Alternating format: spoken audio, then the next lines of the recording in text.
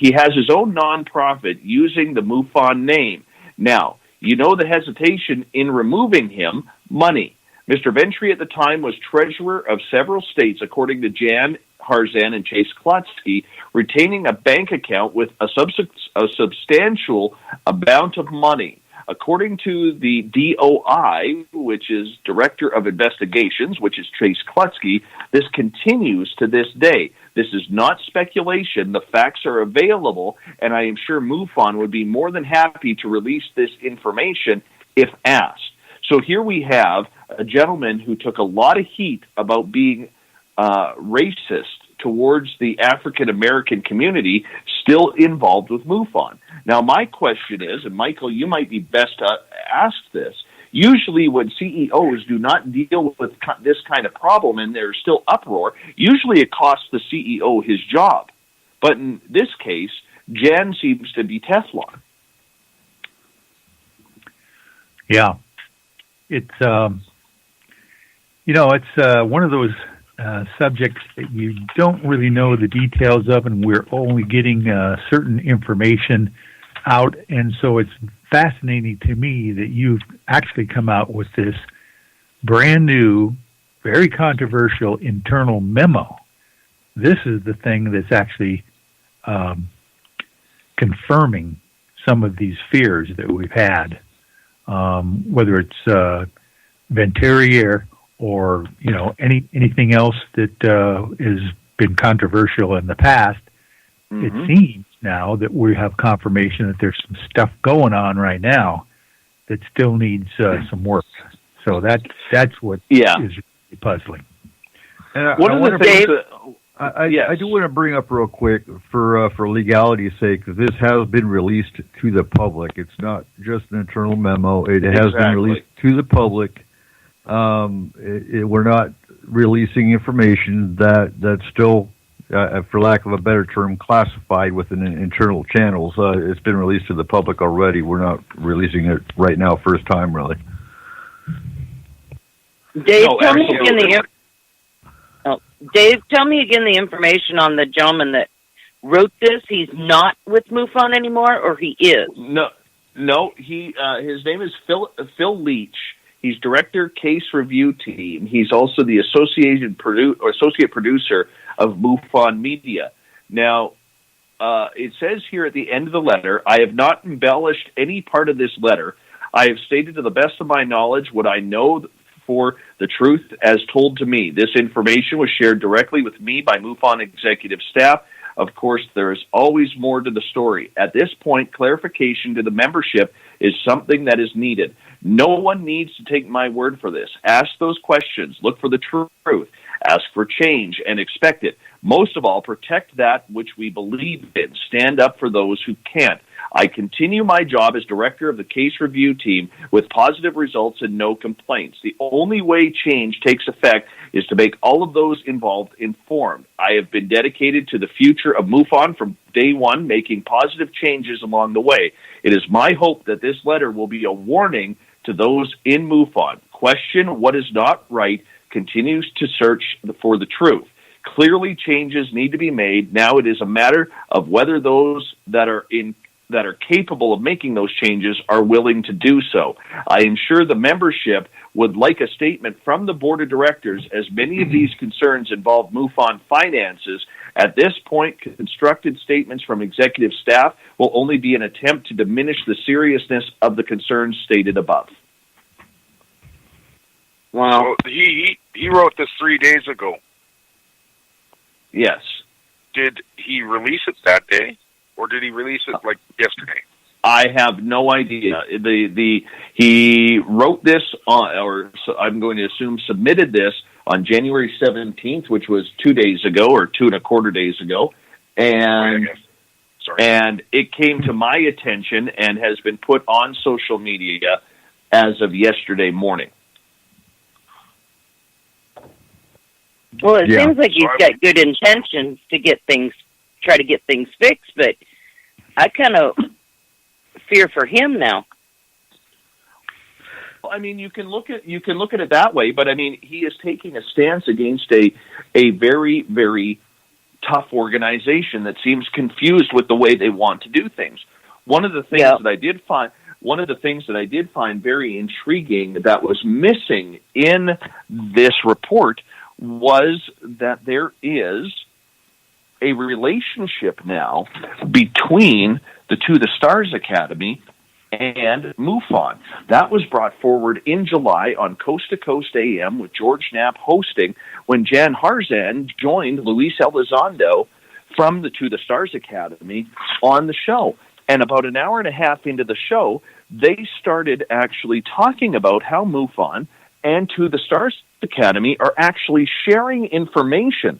Now, my big question is, and the question that I have, and I just want an answer to it, is this. Explain to me what a publicly funded nonprofit company like MUFON, or society, pardon me, is doing with a private venture like To the Stars Academy. Are they trading information?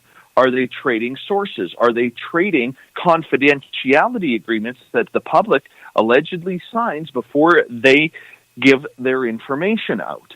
It is dangerous because MUFON has always prided itself on being the public awareness to UFOs. Now you're dealing with a private company that is literally stocked with ex-spooks and black ops directors that have allegedly gone public, however, still hold major top-secret clearance within the United States government, including Luis Elizondo himself, who ran the ATIP program between 2010 and 2012 up until 2017 under a different name until he resigned by going to join the To the Stars Academy. This is dangerous. This is very dangerous for the public because what it does do is it does help that entire group control the UFO narrative. And that is not good for getting the information out there to the public. And, coming from the FMP perspective, we pride ourselves in confidentiality. So I completely agree. Where is the confidentiality agreements between MUFON and To the Stars? Are their clients aware that they are sharing information? Well, according to Tom Whitmore, when he was on Spaced Out Radio with me on January 10th, he says there is no written agreement as far as he knows between the To the Stars Academy and MUFON. They're just kind of helping each other out, scanning each other's information, kind of like, Eric, I'm not a part of Forest Moon Paranormal, but if you wanted my opinion on a piece of information, you would come to me and say, hey, Dave, what do you think about this case? That's the way he said it is happening. However, that does not equal to what Jan Harzan and Luis Elizondo stated when they were on Coast to Coast AM. So with Tom Whitmore, who used to run a $220 million financing company out of the state of Texas, I asked him point blank, should the board not be concerned that the CEO is making these types of decisions regarding UFOs in cases without discussing it with the board? He did not really have a good answer for that. Hey, Dave, some of the listeners, if they didn't know about MUFON, they got a lot of information out of that letter. But what if some of the listeners don't know what this To the Stars is? Could you give a real brief description of what that is? The To the Stars Academy was formed a couple of years ago, but didn't become real public until October 11th, 2017, when Tom DeLonge met with 5 members of his team in a press conference in Seattle, Washington. However, they held a press conference without any members of the media present. It was a live stream that went on Facebook, Twitter, and YouTube. They are a group that says that they are committed to bringing the understanding of ufology to the public in efforts of disclosure. They want to do that in 3 forms. They want to do it on the scientific form, they want to do it on the public form, and they want to do it through Hollywood and media. So, for instance, movies, books, documentaries, etc. So they are trying to, they were also, they have a power team. Okay. For the best way I can describe it for people who are not informed. Okay. They are like the O.J. Simpson's lawyer team of ufologists. Okay. We're talking people who ran Lockheed Skunk Works, where they developed black op programs. We're talking people who have worked with Robert Bigelow at Skinwalker Ranch and through the NIDS organization. We're talking Luis Elizondo, who ran the ATIP program that the government funded for $22 billion or $24 million, which was brought forward in that New York Times article. So there is a lot going on in regards to this. Yeah. Exactly. And folks, we're down to 4 minutes to the end of the show. So I want to start wrapping things up here. Anyone got any last comments? Well, there's been some breaking news here tonight, so this is a fascinating show. It is, and disturbing at the same time. But, to be honest, facts that we've all kind of suspected, and like you said, the truth comes out. It always does.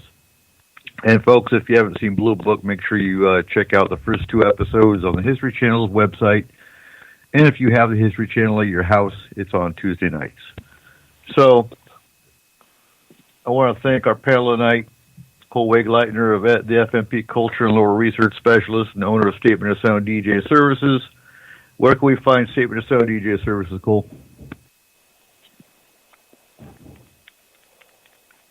Cole, you still with us? Hey, sorry about that. There you are. I'm there. Nice to meet you. Yeah. I thought I was live. You can find us at Facebook at www.facebook.com/SOSDJPro. Oh, right. And Chris Dodge, our extended care specialist. When's our next class, Chris? It's April, right? If you want to be in the extended care team, that's the team that educates our clients on how to take their home back after a paranormal incident. Take your home and life back. Exactly. When's our next class going to be for those who want to... in April. Don't know the date yet, but in April. Okay. So just make sure, for those that have a paranormal incident or issue, you can find Forest Moon Paranormal on Facebook. Just go to Forest Moon, just look for Forest Moon Paranormal on Facebook. Make sure you join the group, not the page. So our Keith Andrews had to leave early. He was having technical issues. I couldn't get him called back in. I'm very sorry, Keith. He was in the chat room. You can find Keith on YouTube. Look for our Keith Andrews. He also has 2 books you can find. Dave Scott, Spaced Out Radio. Where can we find your show, Dave? Thank you for having me on. Everybody can find it at spacedoutradio.com. You can follow me on Twitter at Spaced Out Radio, as well as on Facebook. You can join our page at Spaced Out Radio as well on Facebook. And you got a new store. And we got a brand new store on the website. So, yes, he pick up your swag there. there. He sells socks. We got socks. We got socks. So, also on that, for S4, go to our S4 website, www.s-4radio.com, and we will have a store, hopefully sometime before the end of the month. And we might even have socks. I don't know. I don't know why I'm fixated on socks, but I am. And lastly, we have Michael Hall of UFOI Team and our FMP lawyer. And where can we find UFOI Team, Michael?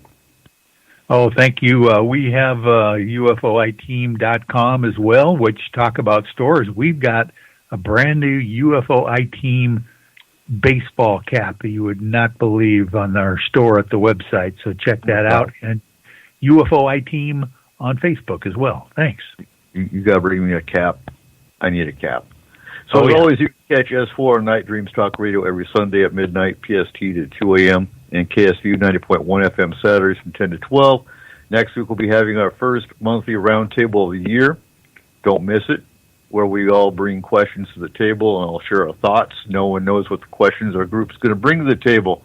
It's always blind, and it's always a great show. So thank you again for listening to S4. Keep your eyes to the skies. Remember, it's you, our listeners, that gives us a reason to produce S4. Stay safe, and see you next week.